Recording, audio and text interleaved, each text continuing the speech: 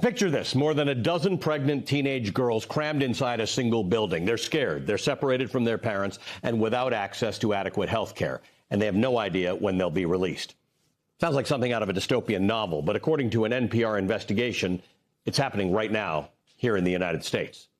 Unaccompanied pregnant migrant girls, many of whom are pregnant as the result of rape, some as young as 13, are being placed together in a facility in a small Texas border town over urgent objections from the administration's own health and welfare officials, who say that both the facility and the region in which the facility exists lack the specialized care that these girls need. All of them migrated to the U.S. in search of a better life. Pregnant minors are placed under the care of something called the Office of Refugee Resettlement, which exists within the Department of Health and Human Services. That agency operates around 200 shelters and facilities across the country, dozens of which are equipped with medical services for high-risk pregnancies and systems to transition pregnant minors into appropriate foster care. Many of those shelters are located in states where abortion is legal, meaning girls with unwanted pregnancies could access care. But under the second Trump administration, for the first time, pregnant minors are being concentrated in a single group shelter in San Benito, which is in Texas, where abortion is illegal. 7 officials who work at the Office of Refugee Settlement told Texas Public Radio that the facility lacks adequate health care access for these girls.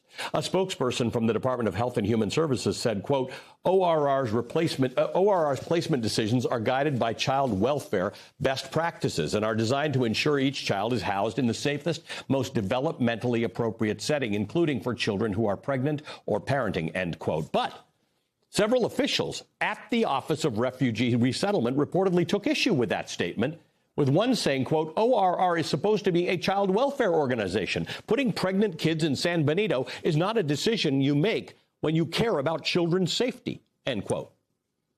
Because their bodies are still developing, pregnancy at such a young age carries higher risks. Teens are more likely to experience pregnancy-induced hypertension, anemia, miscarriage, premature labor, infection, and a host of other issues. Texas's abortion ban has often caused care for these kinds of emergencies to be delayed or denied, which could make these pregnancy complications fatal. This is not an exaggeration. Maternal mortality is already 2 times higher in teens than it is in adult women, which means denying access to health care only makes the dangers worse. Women's health advocates also warned Texas Public Radio that some of the girls may have untreated sexually transmitted infections resulting from rape and worry that they aren't receiving adequate prenatal care or proper nutrition. Jonathan White joins me now. He's the former deputy director for children's programs at the Office of Refugee Resettlement under the first Trump administration. Jonathan, thank you for being with us. Thanks for having me to talk about this. Jonathan, you said you ran the unaccompanied child program. You told NPR that what's happening in San Benito, Texas is, quote, 100% and exclusively about abortion. What do you mean by that? So I was the career official. I was then a U.S. Public Health Service officer in uniform. I was the senior career official running the unaccompanied children program when the first Trump administration started. And I had that job for the first 14 months of that administration. They are attempting now and succeeding at doing a lot of things that they tried to do in the first Trump administration and were prevented typically through ACLU lawsuits. And one example is in the first Trump administration, they made an effort to deny girls in the unaccompanied children program access to abortion services. That became an ACLU lawsuit, the Garza case, and they lost. However, in this administration, they are successfully denying girls abortion by placing them in this one facility in the hardest state in the union to get an abortion. And many hours by air from anywhere where that would be available. This is part of a set of changes in the unaccompanied children program that this administration is accomplishing now. 3 things they tried to do the first time and failed. The first is the first time they tried to have ICE take over the HHS ORR program. They were unable to do that then, but they are doing that now. The unaccompanied children program is currently led by ICE officials.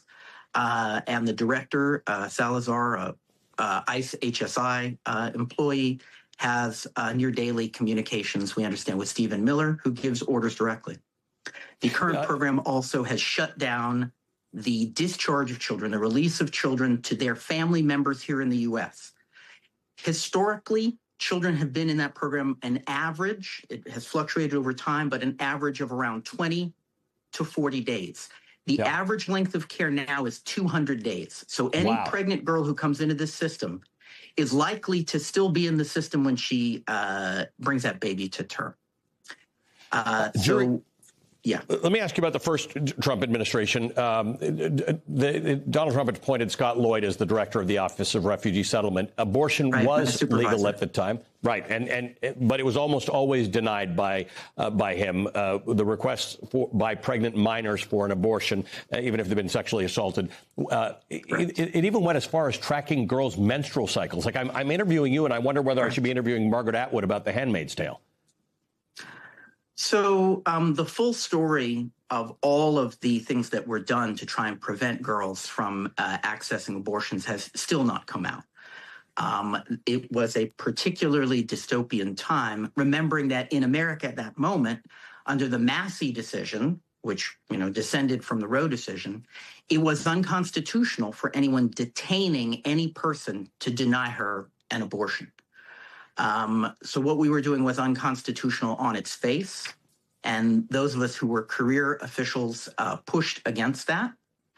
But ultimately, it took the Garza case to end that.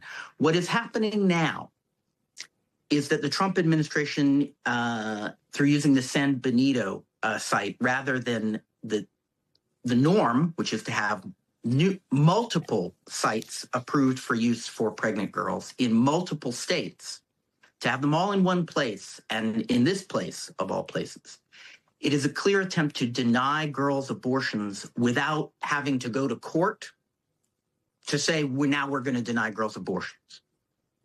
And it is part and parcel of a larger pattern of human rights abuses towards children taking place in the current UC program. I cannot emphasize this enough for your viewers.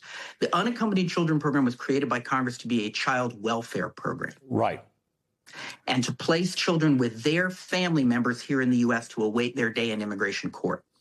This administration has turned it into a child detention system. Just like in the first Trump administration, it was hijacked to become the tool for family separation at the border.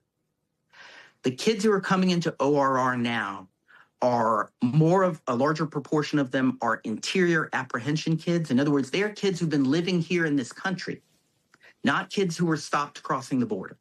That is a change from prior administrations.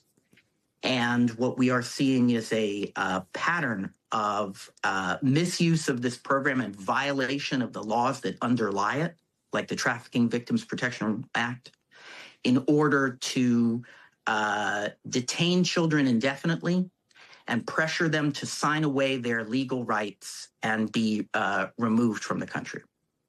If you said the story hasn't fully come out, if the story fully came out, if you wrote it, it would be a dystopian novel and it would be banned because it would be so untrue and so horrible. This is a remarkable conversation. I thank you for telling as much of it as you can, and I hope we will all get the full story, although we don't want to hear the truth of this. Jonathan White is a former deputy director for children's programs at the Office of Refugee Resettlement under the first Trump administration.